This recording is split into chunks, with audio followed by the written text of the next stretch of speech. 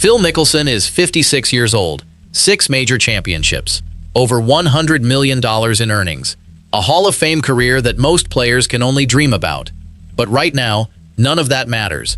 The biggest threat to his legacy isn't a bad swing. It isn't a missed putt. It isn't even the live golf disaster that's been swallowing his professional future whole. The biggest threat is a woman's voice, a voice that has been silent for 11 years. She is not a stranger. She is the wife of a fellow PGA Tour player, someone who lived inside the bubble, someone who knew the unwritten rules of golf's elite circles. She was just 27 years old when everything changed. And now, at 56, Phil Mickelson is watching that silence break. It started in 2015, a rental house near a tournament, a friendly neighbor relationship that felt harmless at first, texts that seemed innocent, morning greetings that appeared polite. But underneath the surface, something else was happening, something that would take over a decade to surface. The golf world has always loved Phil the Thrill, the risk taker, the showman, the guy who would try the impossible shot when everything was on the line. Fans adored him for it.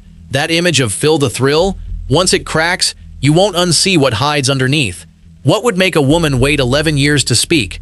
What would make her break her silence now, when her ex-husband is no longer on tour, when the golf world has moved on?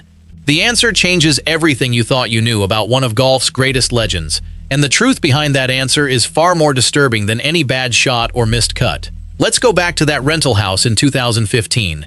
Back to the moment when a friendly neighbor crossed a line that could never be uncrossed. Her name is Ashley Perez. She wasn't a random person at a golf tournament. She was married to Pat Perez, a man who spent nearly 2 decades on the PGA Tour. Pat was loud, confident, and well-respected. A grinder who fought for every cut, every victory. Ashley was right there beside him through all of it. She knew the players. She knew the wives. She knew the private dinners, the practice rounds, the hotel lobbies. She was inside the bubble. Not as a fan. As one of them, Ashley Perez is not an outsider looking for attention. She was a 27-year-old woman from Oklahoma, married to a tour pro, living the life so many golfers dream about. Young, trusting, and completely inside the world of professional golf. That world has rules, unspoken rules. The wives know them. You support your man. You don't cause drama. You don't rock the boat. Because if you do, you hurt his career, his sponsorships, everything he's worked for. Ashley understood that. She lived that reality every day. So when something happened in 2015, something that made her stomach turn and her heart race, she did exactly what the unwritten rules demanded. She stayed quiet. She buried it. She convinced herself it wasn't that big of a deal. She convinced herself she must have misunderstood. For years, that worked. She played the role. She smiled. She stood beside her husband. She pretended everything was fine. But the thing about burying something deep, it never really stays buried. It just waits. For Ashley, the waiting lasted 11 years. 11 years of carrying a secret no one else knew. 11 years of watching the man who did it to her continue to be celebrated, adored, and worshipped by the golf world. A divorce changes the rules. It gives you back your voice. In 2023, Ashley and Pat Perez divorced. The marriage ended. The golf wife contract was void. The reason for staying silent disappeared. But here's the question that should bother you. If she was silent for 11 years, what finally made her speak? What was so powerful that it broke through a decade of fear? The answer takes us back to 2015, back to that rental house. It was August, the Barclays tournament. The Perez family was staying in one rental house. Right next door was Phil Mickelson and his entourage. At first, it was friendly, neighborly. A wave across the lawn, a quick chat about the weather. Nothing unusual. But then came the texts. A simple good morning message. Harmless enough. Ashley would reply politely. She didn't want to be rude to a legend, but the texts kept coming. Every morning, like clockwork. Always friendly, always pleasant, always leaving her with a strange feeling she couldn't quite name. Looking back, Ashley understands what was happening. She was being groomed, not with threats or aggression, but with attention, with kindness, with the slow normalization of a relationship that should never have existed. The predator doesn't start with the attack. He starts with the connection. He builds trust. He makes you feel special. He makes you feel like you're the only one who understands him. Before you know it, the lines have blurred so much you can't tell where friendship ends and something darker begins. Phil was 44. Ashley was 27. 17 years separated them. He was a Hall of Famer, a global superstar. She was a young wife from Oklahoma, trying to navigate the complicated world of professional golf. The power imbalance was staggering, and Phil knew it. That morning at the rental house, everything seemed normal. The sun was out, the tournament was approaching. Ashley and Pat were going about their day. Phil was next door, friendly as ever. Then Pat left the room. He went to use the restroom. Just a few seconds. Just a brief moment alone. Pat walked out. In that second, the friendly act evaporated forever. Phil moved closer. He pulled out his phone. His fingers moved across the screen. He turned the device toward her, the screen angled just enough for her to see. She expected a scorecard. What she saw would haunt her for 11 years. Everything changed. The friendly neighbor was gone. The Hall of Famer was gone. What stood in front of her was something else entirely. Something that would shatter her sense of safety, her trust in the golf world. She had no time to react, no time to run, no time to process. All she had was shock and silence. In the golf world, you don't scream, you don't make a scene, you don't ruin your husband's career because a legend did something unthinkable. You just stay quiet. That moment wasn't a single mistake. It wasn't an accident. It was the result of weeks of grooming, weeks of texts, weeks of testing boundaries. The photo on that phone was the final move in a game that had been building for months. Ashley was the target. What was on that screen? What did she see that left her frozen for over a decade? Here it is. What you clicked for. What 11 years of silence has finally revealed. Phil Mickelson turned his phone toward Ashley Perez. On that screen was a full frontal nude photograph of himself, completely naked, fully exposed. And he was flexing his bicep, as if he was proud of what he was showing her. It wasn't a mistake. It wasn't a text meant for someone else. He turned the phone toward her deliberately. He wanted her to see it. Then came the words that would haunt her for over a decade. Tonight, after Pat falls asleep, come find me. I'll leave the door open. A 44-year-old Hall of Famer, a man with a wife and children, a man welcomed into the Perez family's home as a neighbor and friend, was asking a 27-year-old woman to sneak out of her bedroom while her husband slept and come to him. This wasn't a misunderstanding. This wasn't a clumsy flirtation. This was a calculated, predatory invitation from a man who knew exactly what he was doing. Ashley froze. Her mind went blank.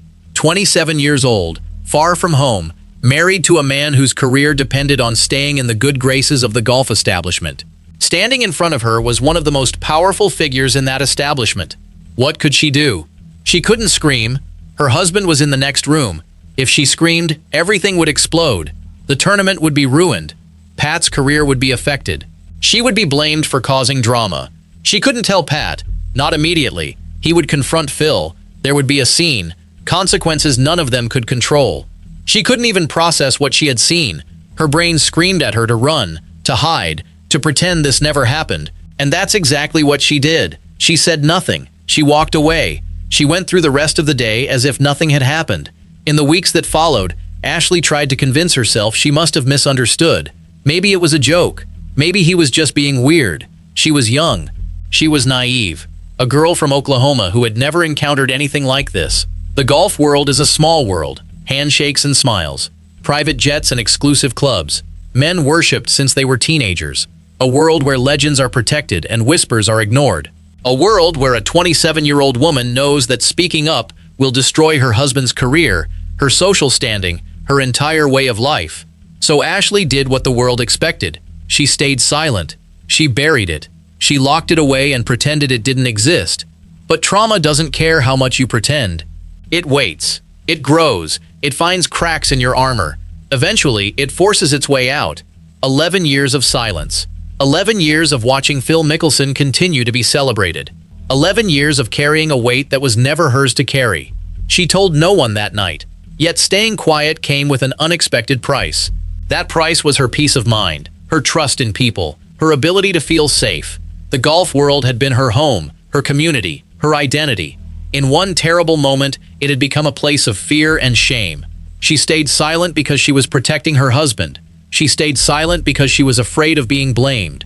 She stayed silent because she was a 27-year-old woman with no power, no platform, no idea how to fight a legend. In 2023, everything changed. She and Pat divorced. The marriage ended. The obligation to protect his career, to uphold the golf wife code, to keep her mouth shut and smile for the cameras. All of it vanished. The divorce gave her back her voice. When she finally spoke, The golf world was forced to listen. But Ashley wasn't the only one. At almost the same time, journalist Alan Shipnuck was investigating Phil Mickelson for a different story. He was interviewing sources about the golfer's behavior at private clubs. What he found was disturbing. The Farms Golf Club in Rancho Santa Fe, his home club. In spring 2026, a female employee accused him of inappropriate physical contact. She reported it. Club officials investigated. They confronted Mickelson mid-round. They told him to leave. His lawyer denied it. Claimed it was a misunderstanding. Said Mickelson was tending to a family matter. But the club confirmed his membership had ended. They had conducted an independent investigation and taken decisive action. One club could be a misunderstanding. 3 clubs telling the same story? That's a pattern. The Madison Club, another exclusive private course. Sources said Mickelson had been paying club employees to help him hide affairs. His wife Amy found out. She demanded he leave. She forced him out to protect their marriage. The Bridges, yet another club. More allegations, more whispers, more silence that protected a legend. 3 clubs, 3 separate sets of accusations, all involving the same man, all surfacing at the same time. This wasn't just about Ashley Perez anymore. This was about a pattern of behavior that had been hidden for years, a culture that protected powerful men at the expense of the people they hurt. When Shipnuck's investigation was published in June 2026, the golf world was stunned. 19 sources had spoken to him, 19 people who had stayed silent until now. Ashley had broken her silence. The world was finally listening. Phil Mickelson's team went into full damage control. Deny everything. Attack the messenger. Discredit the sources. His lawyers released a statement. They said the photo wasn't actually nude. They claimed it was shirtless, topless, just a misunderstanding. But Ashley never said it was a shirtless man.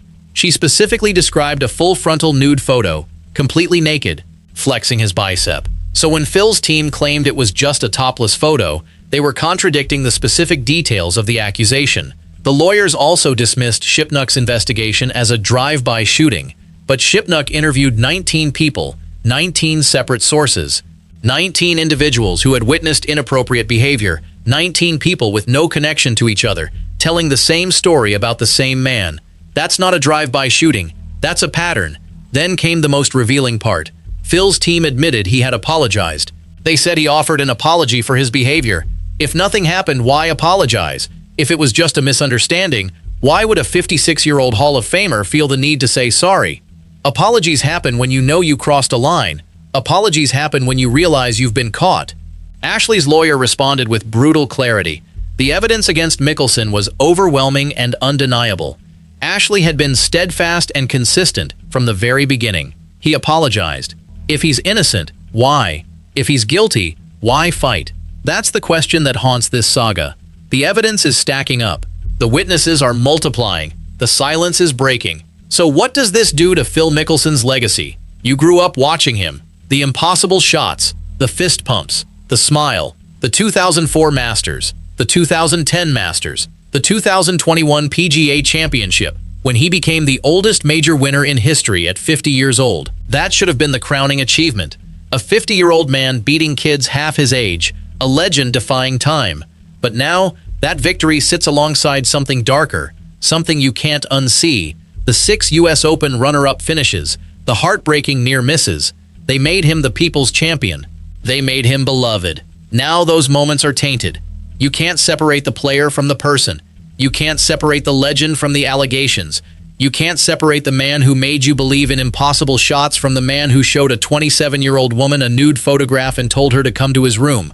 This is the tragedy. Not that he made a mistake, not that he fell from grace, but that his entire career, every shot, every victory, every moment of glory, now exists in the shadow of what he did. Phil was never supposed to be this guy. He was the good one, the family man, the guy who signed every autograph, gave every interview, always had time for the fans. That image was a performance. The performance is over. Now we see the real Phil Mickelson, a man who used his power to prey on a young woman, a man who paid employees to help him hide affairs, a man kicked out of 3 private clubs, a man who apologized for his actions but denied they ever happened. The math doesn't add up. The truth is leaking through the cracks. The LIV collapse was bad enough. The PGA Tour exile was bad enough. The fading competitiveness was bad enough. Phil had already lost his professional future. But this is different. This is the loss of being beloved. Phil Mickelson will never again be the guy we thought he was. The image is gone. The illusion is shattered. Ashley Perez broke her silence to give other women courage, to show them that speaking up, even against a legend, is worth the risk. She was right. She was right to speak. She was right to demand the truth. The question is whether the golf world is ready to accept that truth. Whether the fans can separate the love of the game from the men who play it. Whether the sport can finally confront the culture of silence. Phil is 56. He has nowhere left to run, no more gambles to take. The only thing left is the truth. And the truth is heartbreaking. For him, for the sport, for every fan who ever believed in the legend. For me, this changes everything. Do you still see him the same? Drop your take below, and if you want the truth, hit subscribe.